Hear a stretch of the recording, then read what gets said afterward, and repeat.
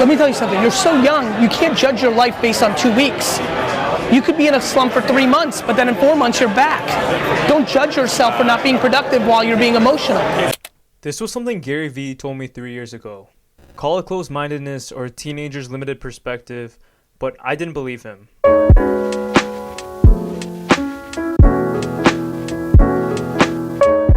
I was going through the lowest point in my life, and it was near to impossible to get me out of that mindset.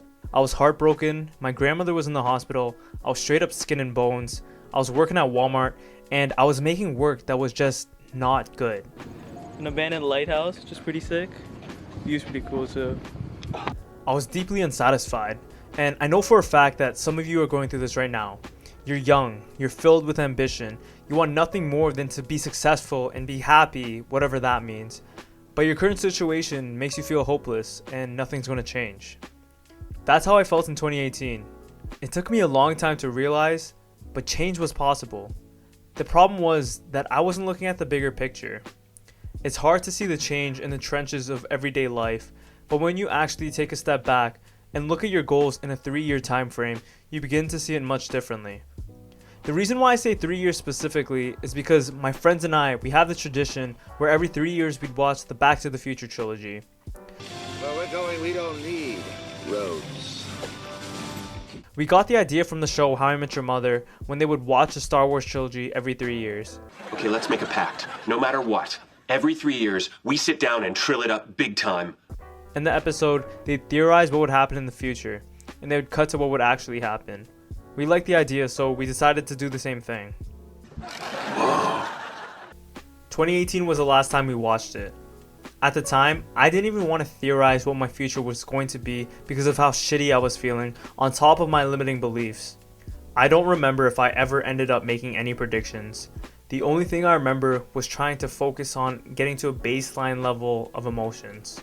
I was so emotionally drained from how I was feeling in life that nothing else mattered than to feel normal again. Gary Vee wasn't lying when he said, You could be in a slump for 3 months, but then in 4 months you're back. It took me longer than 4 months, but he was right. I heavily underestimated my ability to get better with my goals and ambitions.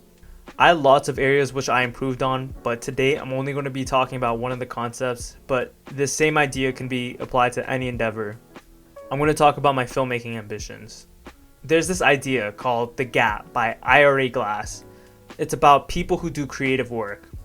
So we get into it because we have good taste, but for the first couple of years our work is just not good. The work that we do, it has potential to be good, but it's not quite there yet. But our taste, the reason why we got into doing creative work in the first place, it's still killer. So since we don't have the skills to make the work which matches our ambitions, the majority of people quit during this phase called the gap. Every single creative person goes through this. The only way to close this gap is by doing a large volume of work and putting yourself on a deadline. Only by practicing patience and persistence will our work finally match our ambitions. This concept of the gap can be applied to any area of your life. If you want an amazing body, you need to close the gap by spending countless nights in the gym. If you want to be rich, you need to close the gap by the repeated failures of your financial endeavors. If you want an amazing girlfriend, you need to close the gap by actually going on dates and being emotionally vulnerable. I'm not satisfied where I am creatively, but 2018 Joseph would think the work I'm doing now is amazing. 2024 Joe will have crazy filmmaking skills that I can't even imagine, but he probably still will not be satisfied. To actually see some change in your life, you need to stop looking at your goals in such a limiting way. Look at it from a 3-year perspective and know that it isn't going to be easy. And one day, 3 years from now, you're going to look back at this moment and see how far you've come. Thanks for watching. Stay on average. Anyways, that's the end of the vlog.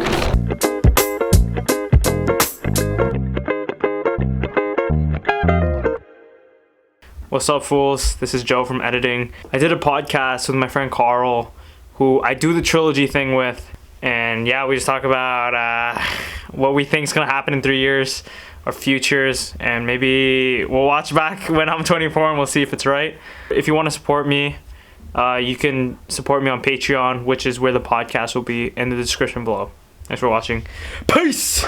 But, so I was like, day one of finding myself. Okay, that's a solid start. Let's start off with a cringy start. That's a solid start. Right now, I'm working LSP for Shadow Hunters in the BG holding area, which is background holding. I am a lost boy.